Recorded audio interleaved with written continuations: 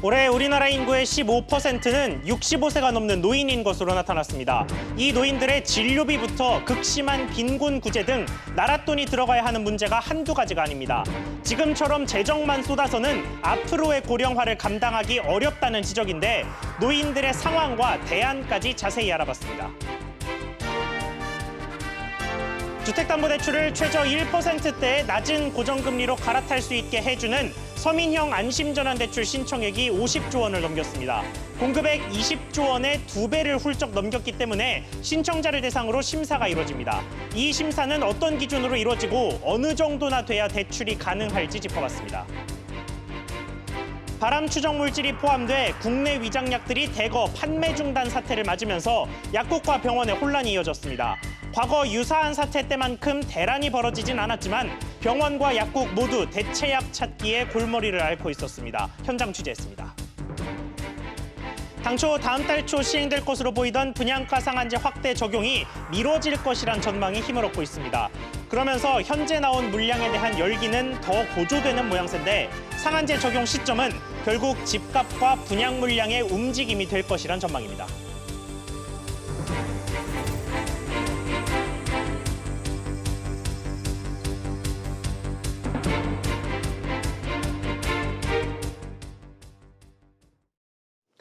여러분 안녕하십니까?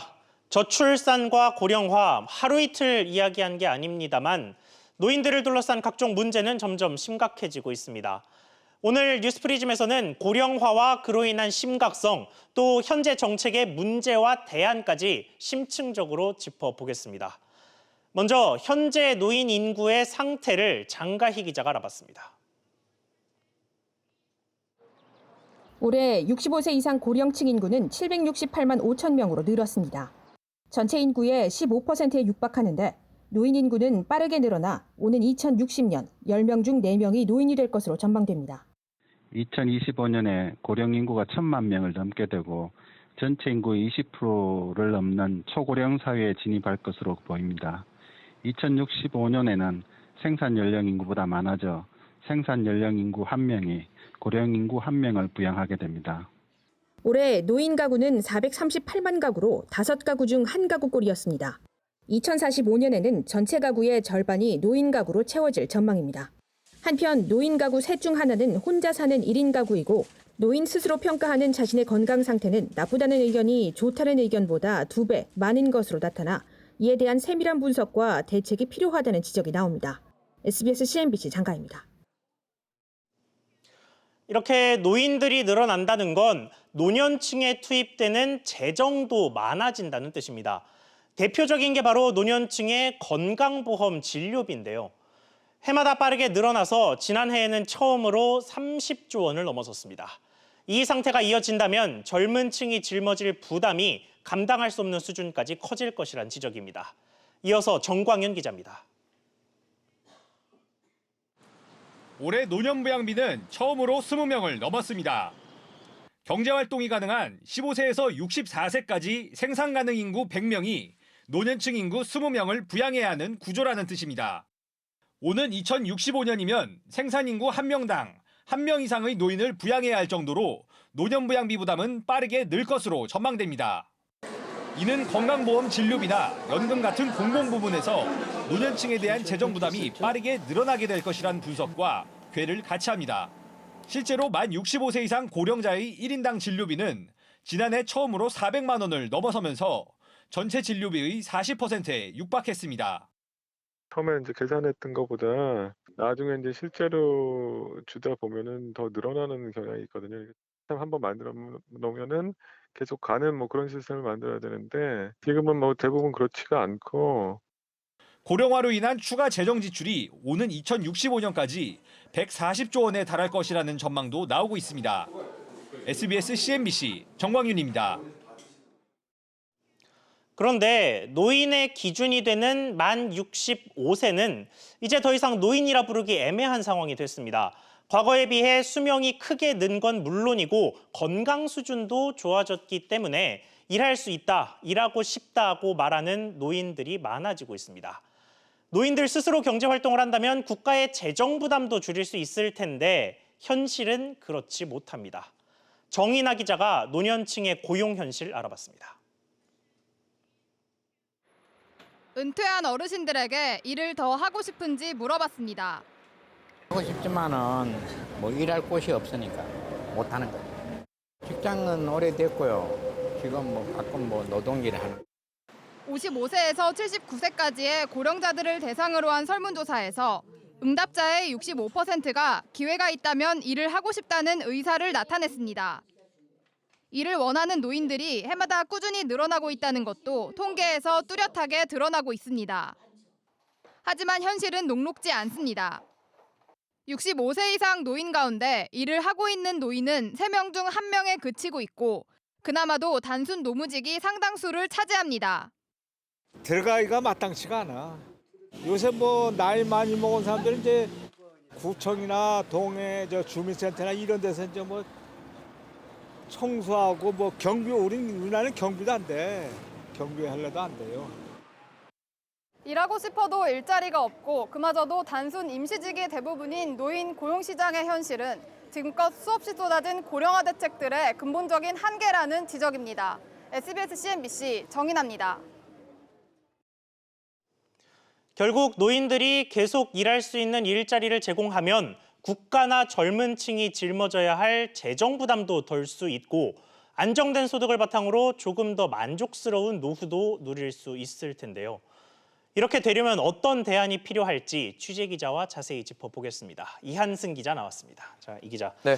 앞서 정인아 기자 보도를 보니까 일을 하고 싶어하는 노인들이 참 많네요. 네, 그렇네요. 저도 보니까 그렇게 느껴지는데 사실 일을 한다는 게 단순히 돈을 버는 것만은 아니기 때문인데요. 예. 2019년 그 고령자 통계를 좀 보면요. 건강 상태나 노후 생활 등 이 전반적인 만족도가 일을 하는 노인들이 그렇지 않은 노인들보다 높다는 것을 알 수 있습니다. 그래서 정부도 최근 사실상의 정년 연장 방안인 계속고용제도 도입을 검토하겠다고 하거나 또 노인들을 계속 고용한 사업장에 장려금을 주기로 하는 등 이 제도 마련에 나선 겁니다.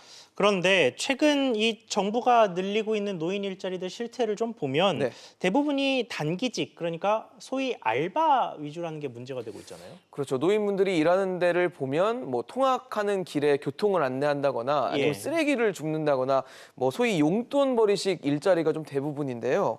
최근 3년간의 일자리를 좀 보면요. 지금 말씀드린 그런 공공 노인 일자리만 늘어났고 반대로 민간 노인 일자리는 매년 좀 감소하는 추세여서 이 대조적인 모습을 보였습니다. 그렇군요.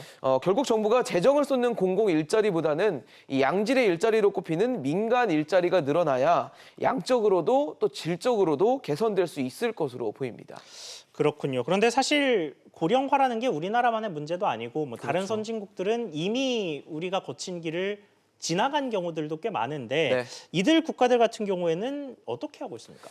아무래도 대표적인 이제 고령화 국가라고 하면 일본을 꼽을 수 있을 것 같은데요. 예.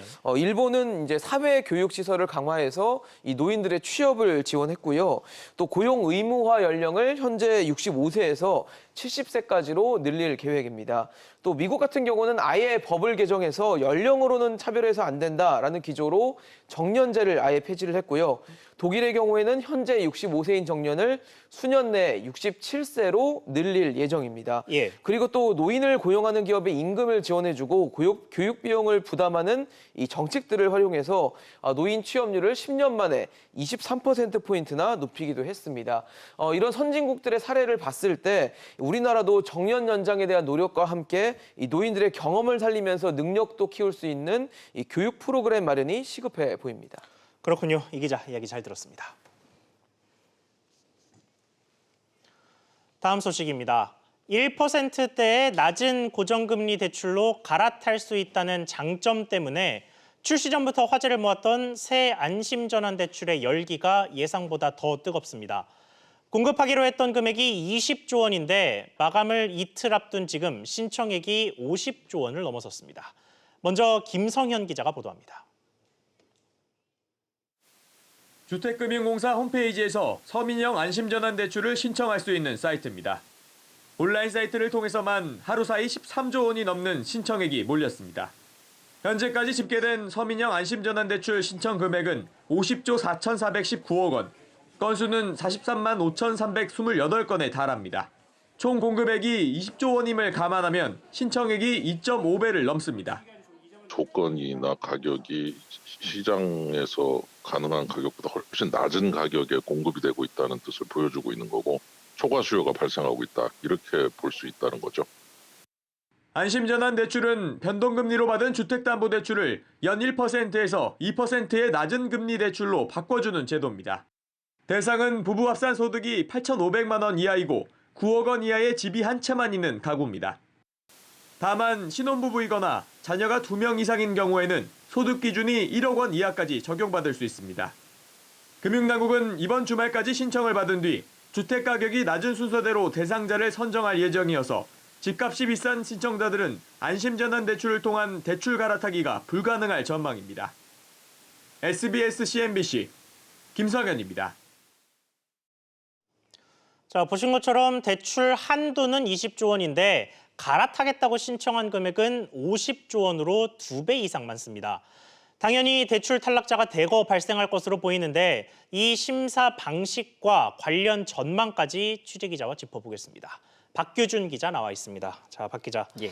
바로 본론으로 들어가 보죠. 심사 기준은 어떻게 됩니까? 주택 가격 기준으로 선별해서 본다고 보면 됩니다. 이 은행과 주택금융공사는 이들 신청자들 집값 순으로 해서 나열을 한 다음에 집값이 낮은 신청자 순으로 해서 대출 심사에 돌입하게 됩니다. 예. 우선 이번 대환 신청액이 말씀드린 대로 20조 원을 크게 넘어섰기 때문에 이 자격 요건상 주택 가격 최대치인 9억 원 신청자는 탈락할 가능성이 매우 높습니다. 2015년도에 1차 안심전환대출 당시와 견뎌보면요. 이 당시에는 대출 승인된 차주의 평균 주택 가격이 2억 9천만 원이었고 이 주택 가격이 6억 원이 넘는 차주는 고작 4.7%에 불과했습니다. 그렇게 해서 이 심사 결과 커트라인이 딱 정해지면 이 아슬아슬하게 커트라인에 걸려서 대환이 안 된 사람들은 좀 아쉬움이 크겠는데요. 네, 맞습니다. 다만 집값 커트라인이 고정된 값은 아닙니다. 금융위원회가 최종 신청자를 대상으로 해서 한도 20조 원에 해당하는 걸리는 이 집값 커트라인이 발표를 할 텐데 그렇다고 해서 이 가격이 고정된 값은 아닙니다. 예컨대 3억 원이 커트라인 집값이라고 해도 여기에 해당하는 신청자가 사후적으로 요건 미비라든지 또 원리금 상환 부담 등을 이유로 해서 결과적으로 대출이 실행되지 않을 가능성도 있기 때문입니다. 그렇게 되면 실제 대출 승인 커트라인 주택 가격은 말씀드린 사례라면 3억 원을 초과하게 됩니다. 그러니까 말하자면 추가 합격 비슷한 제도가 있다라고 보면 될 것 같은데요. 어쨌든 그런 게 있다고 하더라도 지금으로서는 굉장히 대규모의 인원이 이 대출 탈락을 하게 될 텐데 정부가 한도를 늘릴 가능성은 없을까요? 현재로서 금융위는 한도 늘릴 가능성은 없다 이렇게 강조를 하고 있는데요. 예. 그 이유는 주택금융공사 재원 여력이라는 게 있고 또 채권 시장이 미치는 영향을 당국으로선 고려해야 하기 때문입니다. 이제 올 12월부터 이 주택금융공사가 이 한도 공급의 20조 원 이거를 재원 마련하기 위해서 순차적으로 채권 발행, 이 주택저당증권 MBS를 발행하게 되는데 이 대규모 채권 물량이 시장에 쏟아 나오게 되면 이 채권 가격 하락에 따른 대출 금리 상승이 우려된다는 시각이 있기 때문입니다. 그러니까 재원을 더 안 늘려도 그렇게 된다는 건데 이 같은 우려에 대해서 금융당국은 뭐라고 그럽니까? 네, 금융위원회는 국내 채권 시장 규모가 2,000조 원이기 때문에 이 정도 물량 공급만으로 대출 금리에 영향은 주지 않을 것이다라는 입장을 강조하고 있습니다. 금융위원회는 다음 주 월요일인 30일에 별도 브리핑을 열고요. 안심전환대출 최종 신청 현황과 주택가격 커트라인 등을 밝힐 계획인데 이 자리에서도 추가 공급 계획은 없다는 것을 강조할 것으로 알려졌습니다. 그렇군요. 박 기자 수고했습니다. 다음은 아프리카 돼지열병 속보로 이어가겠습니다. 인천 강화군에서 이 돼지열병이 급속도로 확산되면서 군 내의 모든 돼지에 대해 살처분 조치가 내려졌습니다. 취재기자 연결해서 소식 들어보겠습니다. 엄하은 기자. 네, 엄하은입니다. 네, 이렇게 되면 살처분되는 돼지가 모두 몇 마리나 됩니까? 네, 강화군 내 전체 사육돼지 3만 8천 마리입니다. 인천 지역에서 사육되는 전체 돼지 수가 4만 3천여 마리니까 지역 내 90%에 가까운 돼지가 살처분되는 겁니다. 강화군은 오늘 오후 인천시와 농림축산검역본부, 농협 등과 가축 방역 심의회를 열고 특단의 조치가 필요하다는 결론을 내렸습니다. 방역망이 잇따라 뚫리자 사전 예방 차원에서 이 같은 조치가 내려진 건데요. 강화군에서는 오늘 오전 화전면에 있는 돼지농가에서 확진 판정이 나오면서 나흘 동안 5건의 돼지열병이 확인됐습니다. 오늘까지 국내 발병 확인 건수가 9건인데 절반 이상이 강화군에 몰려있는 상황인데요. 앞서 정부는 강화군 상황이 매우 심각하다며 대책을 검토 중이라고 밝힌 바 있습니다. 내일 정오부터는 경기 북부 권역 축산 관계 차량의 다른 권역 이동도 차단됩니다. 그런데 감염 경로는 아직 오리무중이죠. 네, 돼지열병은 통상 잔반급여나 야생 멧돼지 접촉 등을 통해 감염되는 것으로 알려져 있는데요. 이번 피해 농가들 중 이와 관련된 경우는 없는 것으로 알려졌습니다. 이 때문에 북한에 감염된 멧돼지에서 비롯된 바이러스가 접경 지역 하천을 따라 우리나라로 옮겨졌을 가능성이 제기돼 왔는데 국립환경과학원은 오늘 오후 접경 하천에서 돼지열병 바이러스가 검출되지 않았다고 밝혔습니다. 과학원 측은 지난 23일부터 나흘간 한탄강과 임진강, 한강하구 등 모두 20개 지점에서 하천물을 채취해 검사한 결과 모두 음성으로 나왔다고 설명했습니다. SBS CNBC 엄하은입니다. 어제 식약처가 라니티딘을 원료로 한 위장약 판매를 갑작스럽게 중단시키면서 병원과 약국의 고민이 깊어지고 있습니다. 당장 대체약은 물량이 모자라고 약품 회수와 교환에 들어가는 비용 처리 문제도 해결이 안 된 상황입니다. 김정현 기자가 현장 취재했습니다. 서울시 삼전동의 한 약국입니다. 어제 식약처에 라니티딘 위장약 판매 중지 결정이 나왔지만 아직까지 교환이나 환불 등으로 약국을 찾는 손님은 많지 않습니다. 분위기는 비교적 차분하지만 대체약 확보가 고민입니다. 도매상이라든지 제약회사에 대체 제품을 주문하려고 해도 재고가 없거나 어제 바로 또 품절돼서 보내줄 수 없다고 하는 경우가 많았습니다. 특히 이번에 문제를 일으킨 라니티딘은 오랜 기간 사용된 원료라 대체약 종류도 많지 않은 상황입니다. 병원들도 난처하긴 마찬가지입니다. 정부가 어느 정도 이런 이제 일들이 생겼을 때 대책을 세워놓고 미리 좀 저희 의사들과 소통이 이루어진 후에 발표를 했었으면 혼란이 더 불안이 줄어들었을 것 같다고 생각됩니다. 약을 회수하는 과정에서 발생하는 비용 처리 문제도 해결해야 할 문제입니다. 약품이 약국에서 제약사로 회수되는 과정에서 이를 운반하는 물류업체들은 운반 비용을 받을 법적 근거가 없어 이번에도 손해를 감수해야 합니다. 지난해 발사르탄 계열 고혈압 치료제의 판매 중지 사태에서 발생했던 문제가 아직까지 개선되지 않은 겁니다. 이런 가운데 식약처는 니자티딘 등 발암 추정 물질이 들어있을 가능성이 있는 다른 제품도 조사할 계획이어서 병원과 약국의 고민은 더 깊어질 가능성이 있습니다. SBS CNBC 김정현입니다. 장애인 의무 고용이라는 제도가 있습니다. 장애인 고용을 촉진하기 위해서 일정 비율 이상은 장애인을 의무적으로 채용하도록 한 제도인데요. 그런데 이를 지키지 않는 공공기관이나 기업은 고용 부담금까지 물어야 합니다. 국가기관들과 지방자치단체들의 장애인 고용률이 기준에 턱없이 미치지 못해 수백억 원의 부담금을 물어야 할 처지에 놓였습니다. 신윤철 기자의 보도입니다. 중앙부처나 공기업, 지방자치단체 등 공공기관들은 전체 임직원의 3.4%를 의무적으로 장애인을 고용해야 합니다. 의무 고용률을 지키지 못한 곳은 과태료 성격의 고용 부담금을 내야 하고 내년부터 국가기관과 지방자치단체도 부담금 부과 대상에 포함됩니다. SBS CNBC 취재 결과 국가기관과 지자체의 지난해 평균 장애인 의무 고용률은 2.78%로 규정치에 미치지 못했습니다. 이 가운데 전국 17개 시도 교육청은 의무 교육률이 1.7%에 불과해 최하위권인 것으로 확인됐습니다. 한 학교에 한 명이 있을까 말까한 정도의 배치율을 보이고 있습니다. 장애인이 선택할 수 있는 직업은 공무원이 거의 최상이라고 보이는데요. 예상되는 고용 부담금은 약 700억 원, 이 중 교육청이 530억 원이고 중앙행정기관 등이 94억 원으로 추산됩니다. 많이 미달된 그런 상황으로 단기간에 바로 내년이나 내후년에 의무 고용률을 다 채우는 기대하기 어렵지만 장애인 정책과 교육을 책임지는 국가기관들이 장애인 고용에는 소홀해 수백억 원의 부담금을 물어야 하는 처지가 됐습니다. SBS CNBC 신윤철입니다. 한진그룹 지주사인 한진칼의 2대 주주로 떠오르며 화제를 낳았던 행동주의 사모펀드 KCGI가 이번엔 대림그룹 지배구조 정점에 있는 대림코퍼레이션의 2대 주주가 됐습니다. KCGI는 통일과 나눔재단이 갖고 있던 대림코퍼레이션 지분 32.6%를 사들였다고 밝혔습니다. 그런데 이 지분이 넘어가게 된 과정이 좀 흥미롭습니다. 지난 2014년 박근혜 전 대통령은 신년 기자회견에서 통일은 한마디로 대박이라면서 소위 통일 대박론을 꺼내 들었습니다. 그리고 이듬해인 2015년 통일과 나눔이라는 재단이 설립이 되고 조선일보 주도 아래 모금운동을 벌이기 시작합니다. 이때 나선 기업인 중 한 명이 바로 이 이준용 대림그룹 명예회장입니다.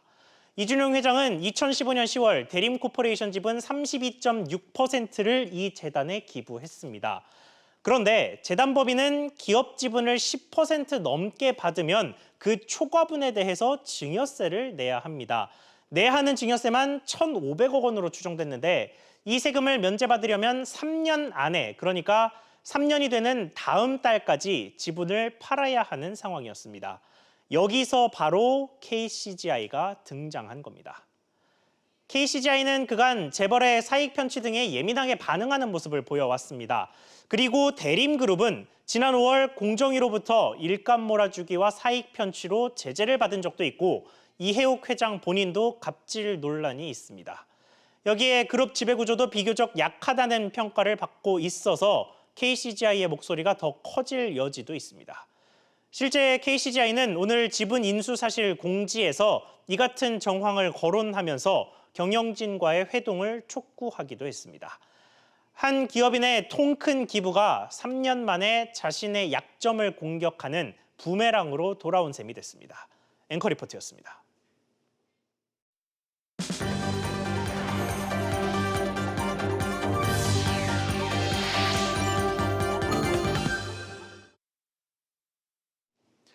이번엔 분양가 상한제 관련 소식으로 넘어가 보겠습니다. 이 상한제의 확대 적용 시점이 미뤄질 것이란 관측이 힘을 얻으면서 분양시장의 열기가 뜨겁습니다. 재건축 아파트값도 다시 상승 곡선을 그리면서 이번 주 서울 아파트값은 1년 만에 가장 큰 폭으로 올랐는데요. 먼저 강산 기자의 보도입니다. 오늘 문을 연 서울 강남의 한 아파트 견본주택입니다.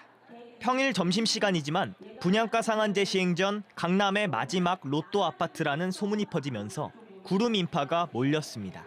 분양가 상한제가 이제 전에 나오는 물량이기 때문에 이 기회에 한번 해보려고 왔습니다. 물량이 없으니까 제 것도 청약하고 아들, 딸 해가지고 하나 걸리면 좋겠습니다.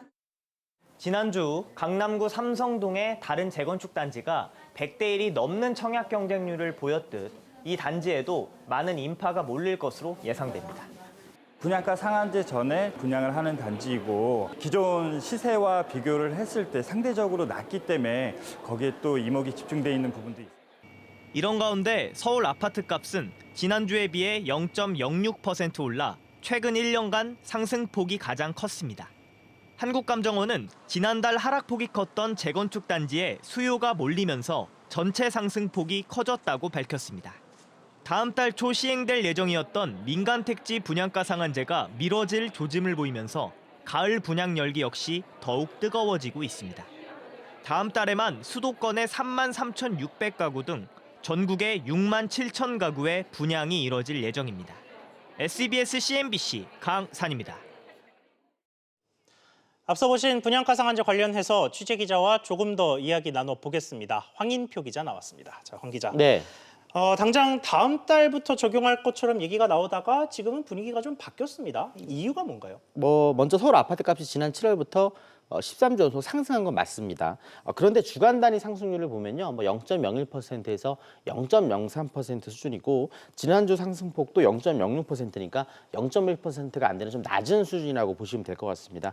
지난해 9월 같은 경우 일주일 만에 최고 0.47% 상승한 것과 비교하면 서울 아파트 값이 급등세를 보이고 있다, 이렇게 말하긴 어려운 상황이라는 얘기입니다. 물론 강남권의 일부 아파트가 다시 최고가에 거래가 되고 있는데 한강변의 신축 아파트라든지 학군과 상권이 좋은 일부 사례에 불과하고 전반적으로 이런 상승세가 서울 전역으로 퍼지고 있다고 보기는 어려울 것 같습니다. 이 때문에 상한제를 적용할 수 있는 조건은 만들어 놓고 당장 적용은 하지 않는 것으로 해석이 되고 있습니다. 그렇군요. 여기에 정부 내에서도 이 상한제 적용 시점을 놓고 좀 미묘한 의견 차가 있죠. 먼저 이낙연 국무총리 같은 경우에는 이 부동산 시장의 움직임을 봐가며 가장 좋은 시기에 가장 좋은 지역을 대상으로 실시할 것이라고 말했고, 홍남기 부총리 역시 10월 초에 바로 하지 않고 경제 여건이나 부동산 동향을 점검해서 결정하겠다, 이런 얘기를 했습니다. 이 상한제가 시행되면 재건축 공사가 줄어들 거란 전망이 많은데 이렇게 되면 이제 건설 쪽의 일자리가 줄고요, 건설 경기도 침체될 수 있다 보니까 정부 내에서도 어느 정도의 신중론이 제기된 겁니다. 예. 여기에 다음 달 열리는 국정감사에서도 야당을 중심으로 상한제를 좀 반대하는 그런 목소리가 거셀 것으로 보이고요. 국회 국토위의 이혜원 의원은 이 분양가 상한제에서 사업 시행 인가를 받은 단지는 제외하도록 하는 그런 주택법 개정안을 발의하기도 했습니다. 그러면 이런 분위기들을 종합적으로 고려해 봤을 때 언제 이 상한제가 본격 시행될 것으로 보입니까? 일단은 상한제가 집값 안정이라는 명분하에 꺼내든 규제 카드고 이 무주택자의 지지 등을 고려할 때 아마도 적어도 내년 총선 이전에는 시행될 가능성이 높아 보입니다.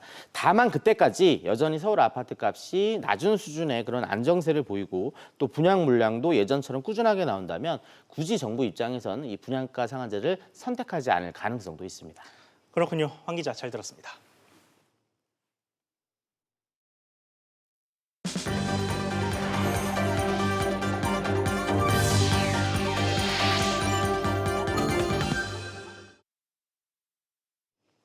금리 연계 파생 결합 상품 DLF와 DLS로 손해를 본 투자자들이 이번 사태에 대한 국정조사를 요구했습니다.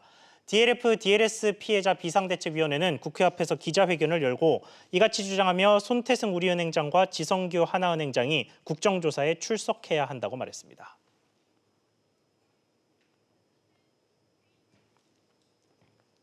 가전업계의 맞수, 삼성과 LG의 전쟁이 거세지고 있습니다. 기술 자존심을 건 양측의 공방이 가열되면서 감정을 앞세운 소모전 양상마저 띄고 있습니다. 양측의 아전인수격 싸움이 격해질수록 얻는 것보다 잃는 것이 많을 것이란 우려도 커지고 있습니다. 삼성과 LG의 TV 전쟁은 왜 벌어졌고 어떤 속내가 있는지 오늘 밤 11시 취재 파일에서 짚어보겠습니다.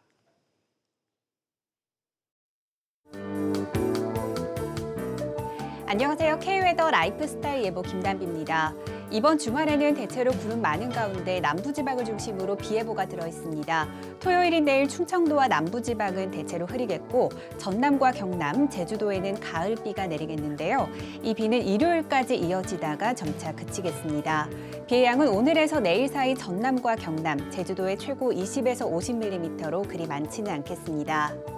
기온 전망 살펴보면 토요일인 내일 서울의 아침 기온 19도로 평년 기온을 5도가량 웃돌겠고 낮 기온은 27도로 평년보다 3도가량 높겠습니다. 일요일에는 전날보다 낮 기온이 더 올라 덥겠습니다. 당분간 이렇게 평년 기온을 웃돌며 늦더위가 계속되겠습니다. 중북부 지방은 대체로 구름만 많고 충청도는 다소 흐리겠고요. 낮 기온은 청주 28도로 덥겠습니다. 동해안 속초와 강릉은 구름이 많이 끼겠고 낮 기온은 24도 선에 머물며 비교적 선선하겠습니다.